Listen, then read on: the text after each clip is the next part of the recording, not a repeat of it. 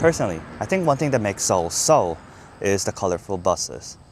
If you've ever been to Seoul, I'm sure you will agree with me. When you think back on your experience here, you probably miss the scene of those colorful buses continuously rushing through the city. If you haven't been to Seoul, you must have seen a rainbow of buses from K-drama or movies.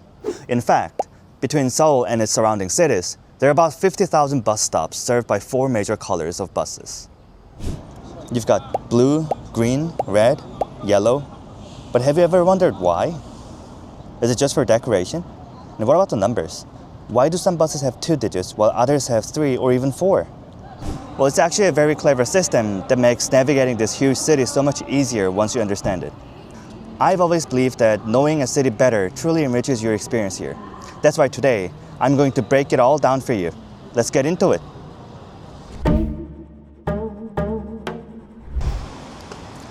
Okay, so to understand the system, let's start with the bus you'll see probably most often. Let's start with the blue bus. Think of these as the main arteries of Seoul's bus system. They travel on major roads, covering long distances from the suburbs right into the heart of the city. Their key job is to connect different districts of Seoul efficiently. So if you're looking to get from one side of the city to the other without a lot of detours, a blue bus is often your best bet. Now here's the secret code. Blue buses have a 3-digit number. The first number tells you where the bus starts, and the second number tells you where it's headed. The last one is just for the route identifier. Seoul is divided into 8 zones, numbered 0 to 7. So a bus like 143 starts in Zone 1 and travels to Zone 4. Once you know this, the map of Seoul really starts to open up. So you've taken a blue bus across town, but what about getting to your final specific destination?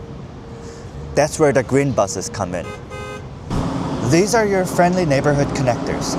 Their main job is to shuttle people between residential areas and major transportation hubs, like the subway station or a blue bus route.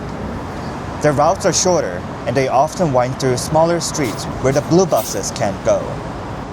They have 4-digit numbers, similar to the blue buses. The first 2 numbers give you a hint about the origin and destination zones. A bus numbered 5511, for example, operates on a very local route within Zone 5. They are the perfect link between the main arteries and your final destination. Okay, so blue and green buses have you covered within Seoul. But what if you want to venture outside the city? For that, you'll need to look for red. The red buses. They are express inner-city buses that connect Seoul with the surrounding cities in Gyeonggi province like Suwon or Bundang or Gimpo.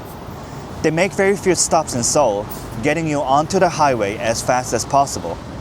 You can spot them easily by their 4-digit number, so if you see a red bus, you know they're for a long-distance journey. From the longest routes to the shortest, there's one more color that's pretty rare but very useful if you're in the right area. The yellow bus. So they were supposed to be yellow, but this time they painted it mint. Anyways, these are circular loop buses.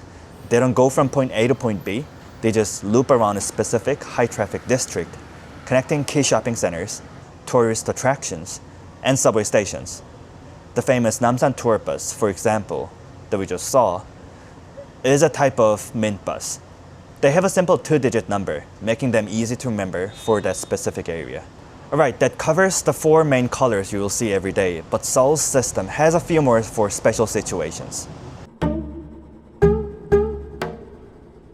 The owl bus, or the N bus.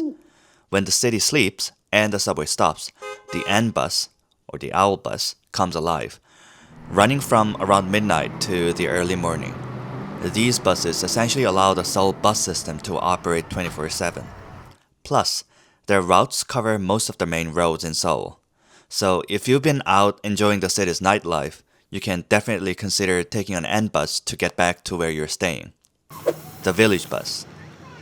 These are even more local than the green buses, tackling the steepest hills and narrowest alleys to serve specific villages or apartment complexes.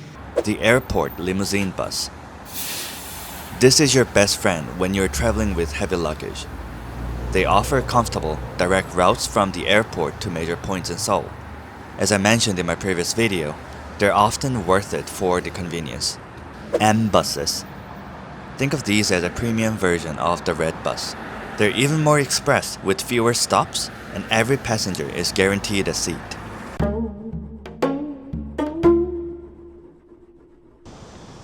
If you're living in Korea, no matter you are a Korean or a non-Korean, I have a special tip for you to save 20 to 30% on fares. You can apply for a K-Pass card. There's no fee to apply. You just get the card, use it for your travels, and you'll get 20 to 30% refund on your fares credited back to you on the following month. In my case, I commute from Gimpo to Seoul. On average, I get back 20,000 to 25,000 won every month. If you're not Korean, the main things you'll need are your registration number, a Korean bank account, and I'm pretty sure they'll ask for a Korean phone number too. If you've come from abroad to work or study here, this can lead to some great savings.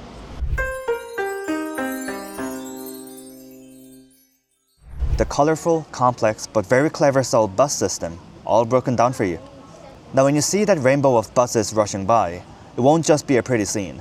It'll be a map you can read and a system you can use.